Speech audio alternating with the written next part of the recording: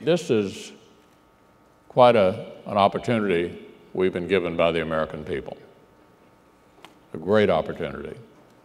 You know, there have only been a few times in the last 100 years where Republicans have had the president, the House, and the Senate. Only about 20 years out of the last 100. So we've tried to maximize this opportunity. I want to thank you all for standing with us throughout the Obama years. It wasn't much fun, was it? We worked to block all the bad things we could and to keep the embers of conservative alive. We stood together after Republicans won the Senate majority and began putting the brakes on the Obama agenda. We were together again last year, just after President Trump and our unified Republican government arrived in Washington. We were just starting to translate our conservative principles into policy, so it's always great to be with all of you because I know you share our views and are excited about what we're trying to achieve for the country. It's a lot of fun when you have as much good news to report as we do. In my view, the last 16 months have been the single best period for conservative values since I came to Washington, as Ralph indicated, back in 1985. And this is not hyperbole. This is not spin, this is not hyperbole, this is a fact. The unemployment rate in the U.S. just hit an 18-year low. American job openings now outnumber the jobless. Here's my favorite from the New York Times. The New York Times, of all places. I know you all read the Times every day, right? Here's the headline from the Times. We ran out of words to describe how good the job numbers are in the Times. When the mainstream media is praising the economy under an all-Republican government, you know something serious is happening. Believe me, they didn't want to write that headline. Of course, it's not exactly surprising news that good things happen when we get Washington, D.C. out of the way and unleash more of American free enterprise. Just before the 2016 election, 74% of U.S. manufacturers said an unfavorable business climate due to taxes and regulation was the chief obstacle to their business. Today, only 19% say that. 19%. Manufacturers' order backlogs are longer than they've been since 2004. The percentage of small businesses reporting improved earnings hasn't been this high in 45 years. And for the first time in recent memory, there are more job openings in the United States than people looking for work. So the national numbers are absolutely outstanding. And in particular, we're seeing prosperity returning to communities that Obama-era policies left behind. What progress there was during the Obama years was largely in big cities. Now, businesses in rural and small town areas are dusting off their help wanted signs. Midwest manufacturers are investing millions in new facilities. So what's making all this happen? It's certainly not politicians. The government doesn't create prosperity. But policy can affect whether the wind is in the face of job creators or at their backs.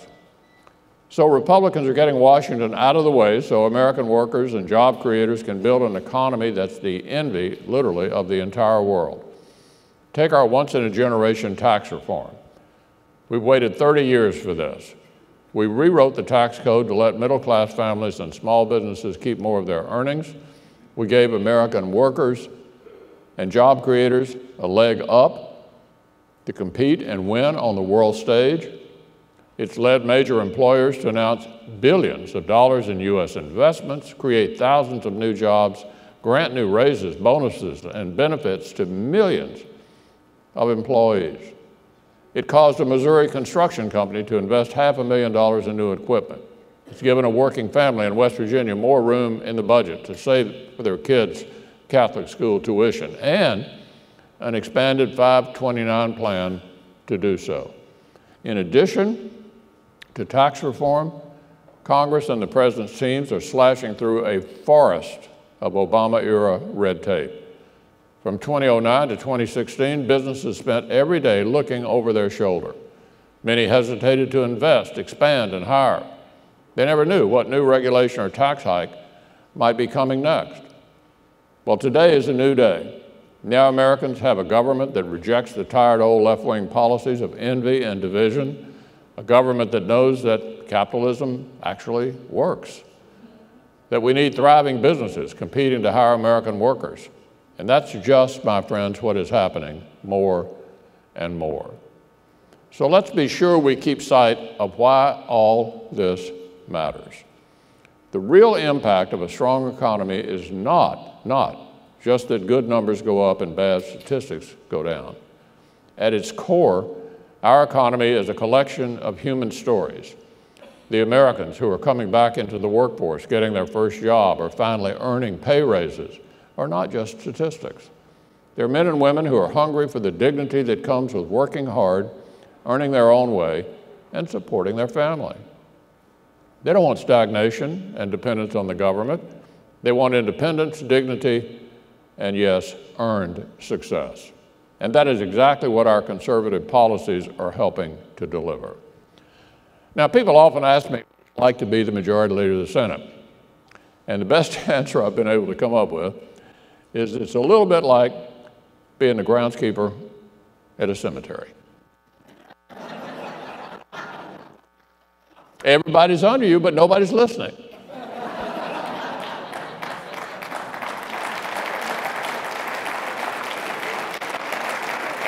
Okay, so what is the advantage? Well, the advantage, even though I only have one vote out of 100 like everybody else, the majority leader gets to set the agenda. Doesn't always guarantee the outcome, but gets to decide what we're going to try to do. That means deciding what is going to be voted on, and occasionally, and more importantly, deciding what you're not going to do. And Ralph mentioned it. The single most consequential decision I've made in my entire political career was to not let Barack Obama fill that Scalia vacancy on the way out the door.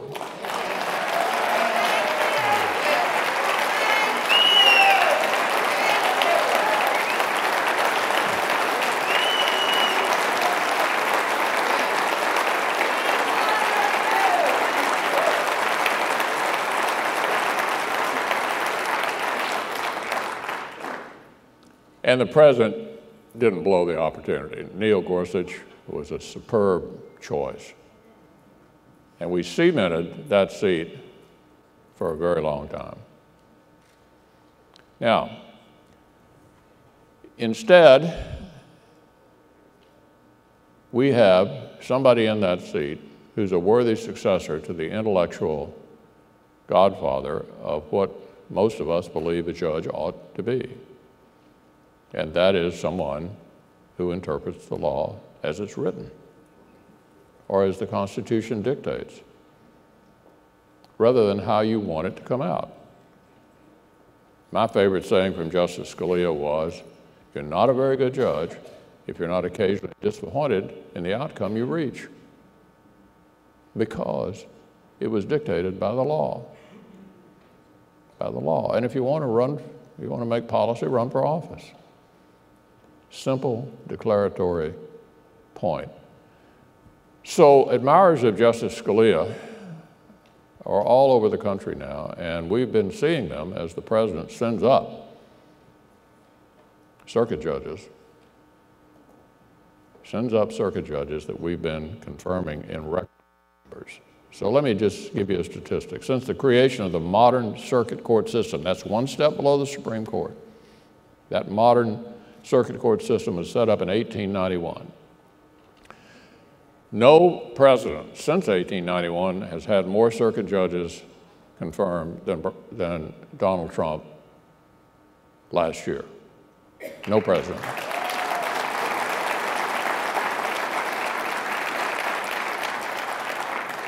Now we're up to 21, and let me put the 21 figure in context. 21 represents one-eighth of the circuit judges in America have been appointed by Donald Trump and confirmed by this Senate in a year and a half. We are transforming the court system of this country.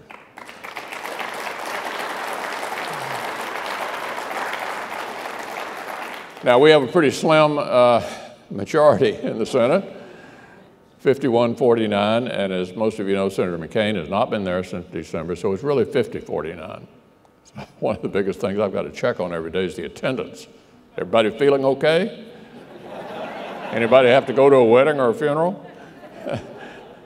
Remember those old Maalox commercials, Maalox moments? I've had a few of those.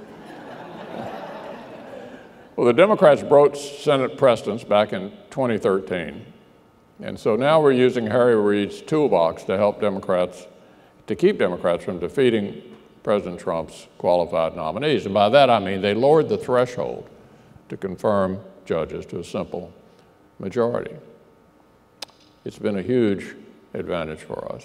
And of all the things we're doing, the things that will have the longest impact on the country are the court systems. And these men and women that the president's been sending up and we've been confirming are not very old either. You know, late 40s, early 50s, the chances they will be on there for a very long time. Most cases don't reach the Supreme Court, so the circuit courts really are where most complex cases end. So of all the things we're doing, my favorite, because I think it will have the longest impact, is what we're doing working with the president to change the court system. All right. All of you, of course, by helping all of us, have helped make that happen. You fought right alongside us, and we'll see the results of what I was just talking about for a generation and beyond. Of course, President Obama's judicial philosophy isn't the only part of his legacy we're quickly reversing. Congress and the president repealed Obamacare's absurd individual mandate tax.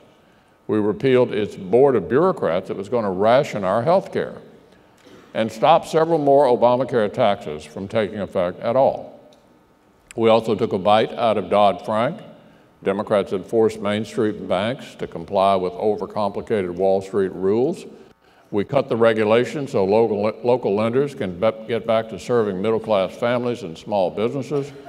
And Congress and the president have erased the limits on defense spending that hurt military readiness. We ended the Obama-era atrophy of our national defense and delivered the largest, my friends, the largest year-on-year increase in armed forces in 15 years.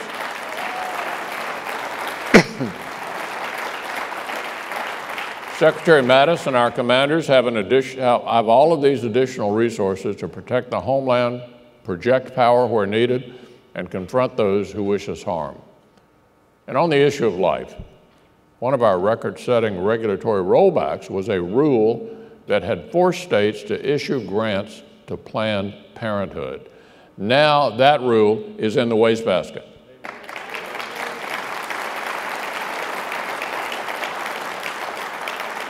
And the Trump administration is making big changes to Title X that could strip away tens of millions of their taxpayer funding every year. But in each of these areas, the fight is far from over. We have more work to do to restore our values and deliver results for the American people. Our proposal to prohibit abortions of pain-capable unborn children after 20 weeks has still fallen short of the 60 votes it needs in the Senate. So, my friends, I need more reinforcements. Send them to us this November. Because if we get those reinforcements, the president and I are eager to make this law. We won't stop fighting until our laws respect the rights of every human being to live, be free, and pursue their happiness.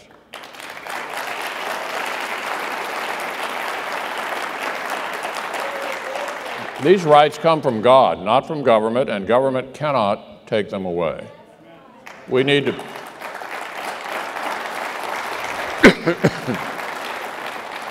we need to pass appropriations that fund priorities like infrastructure and national defense, and we'll fight to confirm more of the president's completely qualified nominees to the judiciary and the executive branch. Now look, the Democrats are not making any of this easy. They've decided it's more fun to be the resistance. than to do their job and help us govern the country. They're pulling out every trick in the book to delay, obstruct, and deny our president the team that he deserves. They've soaked up literally hours and days, you've heard about this, of Senate floor time for nominees that literally no one opposes. Once they made us take more than a week to confirm four lower-level judges, and then not a single senator voted against any of them. So our Democrat colleagues are trying to run out the clock. I'm not going to let them succeed.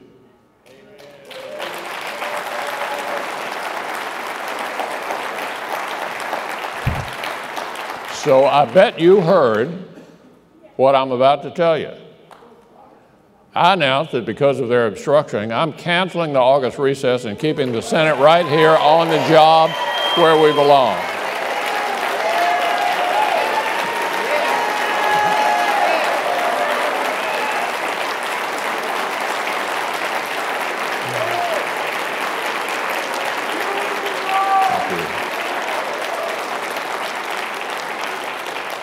We'll confirm more nominees. We'll keep delivering on an agenda that's already done so much to make America stronger, safer, and more prosperous. This obstruction is just a tiny taste of what Democrats would do to our conservative agenda and to the president's agenda if they were to recapture the Senate.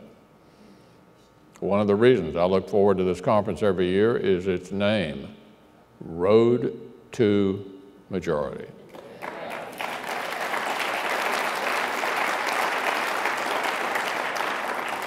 We've walked this road together.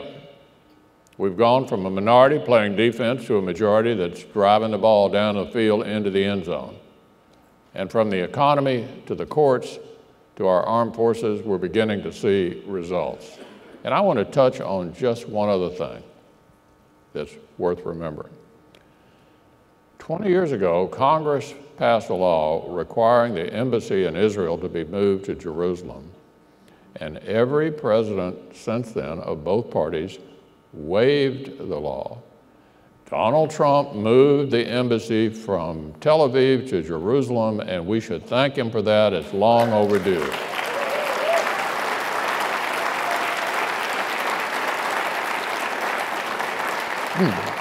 Now, I've outlined what we've accomplished in 16 months. Imagine what more we'll do if we keep putting one foot in front of the other and keep our eye on the long game. So thank you. Thanks for all you've done and continue to do. Let's just keep it up together. Thank you, my friends.